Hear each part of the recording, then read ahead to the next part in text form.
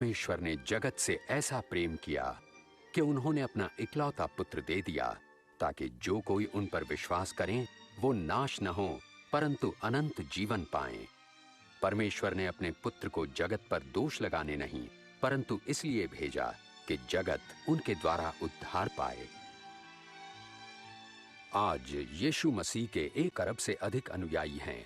मसीही विश्वास का विनम्र प्रारंभ पवित्र शास्त्र बाइबल के 4 सुसमाचारों में मिलता है। यद्यपि अन्य सुसमाचारों में उन्हीं घटनाओं को उसी तरह या भिन्न रूप में लिखा गया है, परंतु यीशु मसीह की ये सत्य कथा पूर्ण रूप से लूका रचित सुसमाचार पर आधारित है। प्रिय थियोफिलस, मैं आपको क्रमानुसार उन सभी घटनाओं के बारे में लिख रहा हूं जो हमारे बीच घटी, ताकि आप हर बात के बारे में संपूर्ण सत्य को जान सकें।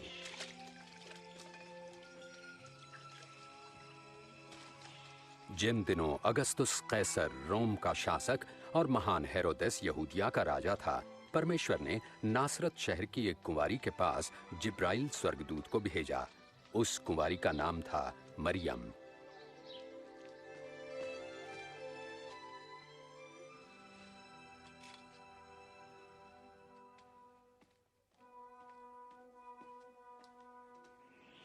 भयभीत न हो मरियम, आप पर परमेश्वर का अनुग्रह हुआ है। आप गर्भवती होंगी और एक पुत्र उत्पन्न होंगे और आप उनका नाम यीशु रखना।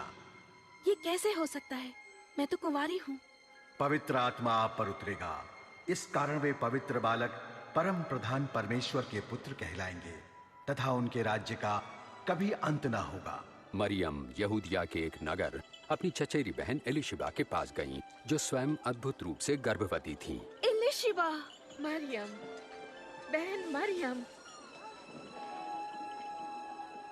तुम सब स्त्रियों में धन्य हो। धन्य है वो बालक जो तुम जनोगी, कि जैसे ही मैंने तुम्हारा प्रणाम सुना, बच्चा आनंद से मेरे गर्भ में उछल पड़ा। मेरा प्राण प्रभु की स्तुति करता है और मेरी आत्मा मेरे उद्धारकर्ता परमेश्वर में खुश हुई। अब से सब युग के लोग मुझे धन्य कहेंगे।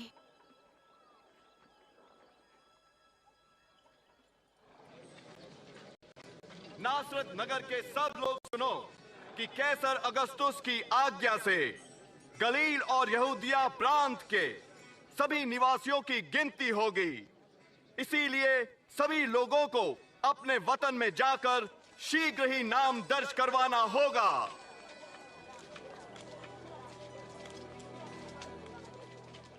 और मरियम अपने मंगेतर यूसुफ के साथ नाम लिखाई के लिए यहूदिया के नगर बेतलहम गईं।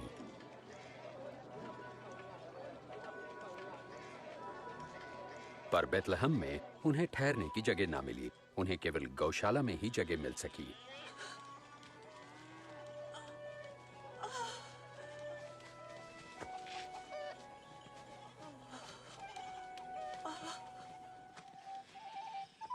देश के उस भाग में कुछ चरवाहे रात के समय अपनी भेड़ों की देखभाल कर रहे थे। तभी परमेश्वर का स्वर्गदूत प्रकट हुआ और परमेश्वर के तेज ने उन्हें घेर लिया। आज के दिन दाऊद के नगर में तुम्हारे लिए एक उद्धारकर्ता जन्मे हैं, अर्थात मसीह प्रभु।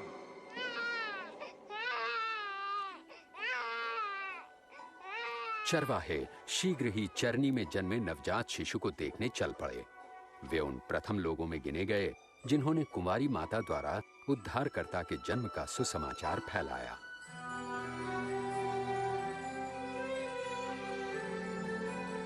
एक हफ्ते बाद जब बालक के खतने का समय आया तो उसका नाम यीशु रखा गया। यूसुफ और मरियम बालक को परमेश्वर के सम्मुख प्रस्तुत करने यरूशलेम ले गए। आराधनालय में शिमोन नामक एक धर्मी और भक्त पुरुष थे, जिन्हें पवित्र आत्मा से आश्वासन मिला था कि जब तक वे बालक मसीह का दर्शन न कर लें, मृत्यु को न देखेंगे। परमेश्वर, अब आप अपने सेवक को अपने वचन अनुसार शांति से अपने पास बुला ले।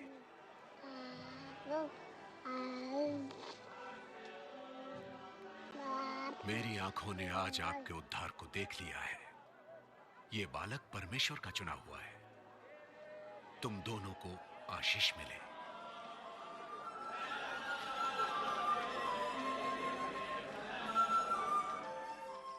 मूसा की व्यवस्थानुसार जब वे धार्मिक कर्तव्यों को पूरा कर चुके तो यरूशलेम से वापस नासरत लौट आए।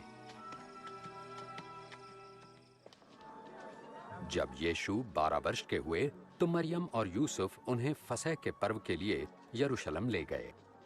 लौटते समय उन्होंने सोचा कि बालक यीशु उनके साथ है, परंतु यीशु पीछे ही छूट गए थे। उन्हें ढूंढने के लिए वापस शहर लौटे और तीसरे दिन यीशु को आराधनालय में धार्मिक गुरुओं के साथ वार्तालाप करते पाया। ये किसका पुत्र है जो ऐसे प्रश्न पूछता है? हम नासरत से हैं। हमने सोचा ये हमारे साथ ही है। कृपया आप इसे क्षमा कीजिए। बालक यीशु की बातों ने सबको चकित कर दिया। बेटा, तुमने हमारे साथ ऐसा क्यों किया? तुम्हें ढूंढते ढूंढते तुम्हारे पिताजी और मैं कितने चिंतित थे। आप मुझे क्यों ढूंढते थे? क्या आप नहीं जानते कि मुझे परमपिता के कार्यों को पूरा करना है?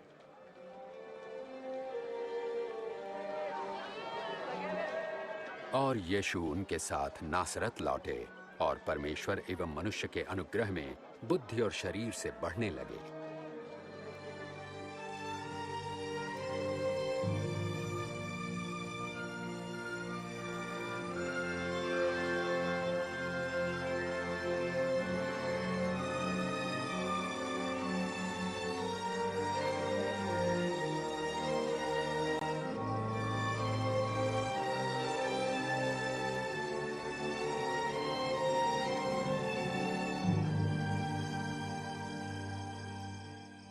सम्राट तिबिरियुस के राज्य के 15वें वर्ष में पैंतुस पिलातुस यहूदिया का शासक था और हेरोदेस गलील का राजा। हन्ना और कैफा महायाजक थे। रेगिस्तान में परमेश्वर का वचन यूहन्ना को प्राप्त हुआ और वे यरदन नदी के आसपास के प्रदेशों में पापों की क्षमा तथा पश्चाताप के बपतिस्मे का प्रचार करने लगे। अपने पापों से पश्चाताप करो और बपतिस्मा लो तो परमेश्वर तुम्हारे पाप क्षमा करेंगे। जैसे यशाया भविष्यवक्ता की पुस्तक में लिखा है, रेगिस्तान में कोई पुकार रहा है, प्रभु के लिए मार्ग तैयार करो, प्रभु की यात्रा के लिए सीधा मार्ग बनाओ। हर एक घाटी अवश्य भरी जाए, हर एक पहाड़ और टीला समतल किया जाए, टेढ़े मेढ़े मार्ग सीधे करो और उबड़ खाबड़ मार्ग सपाट। और सारी मानव जाति परमेश्वर के उद्धार को देखेगी। हम क्या करें? हाँ, हमें बताएं, हम क्या करें? सांप के बच्चों, बताइए हम क्या करें? हमें बताएं, हम किस मार्ग पर जाएं? अगर किसी के पास 2 कमीजें हैं, वो एक उस मनुष्य को दे जिसके पास नहीं है, और जिसके पास भोजन है वो अवश्य बांटे। हे गुरु,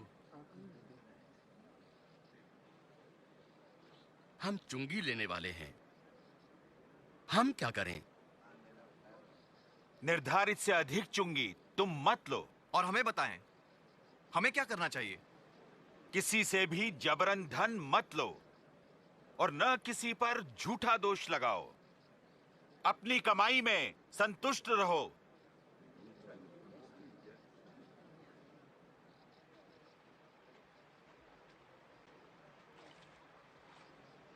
हमें बताएं, क्या आप मसीह हैं?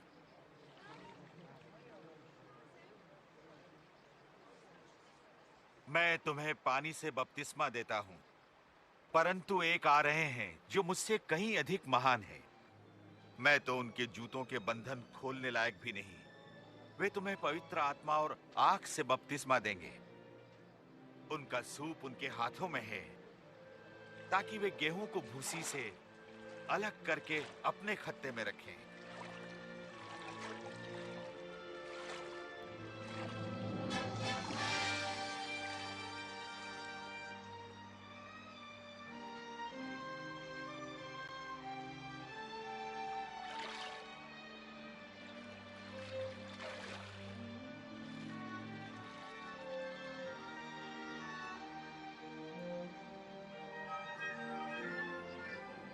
और पवित्र आत्मा कबूतर के रूप में यीशु पर उतरा।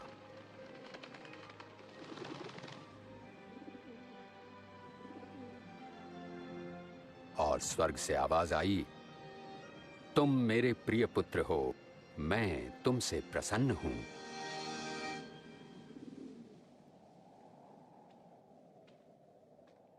लगभग 30 वर्ष की आयु में यीशु ने अपनी सेवा आरंभ की। पवित्र आत्मा से परिपूर्ण यीशु यरदन से लौटे। आत्मा से प्रेरित वो 40 दिन तक बयाबान में रहे, जहां शैतान उनकी परीक्षा करता रहा। इस बीच उन्होंने कुछ नहीं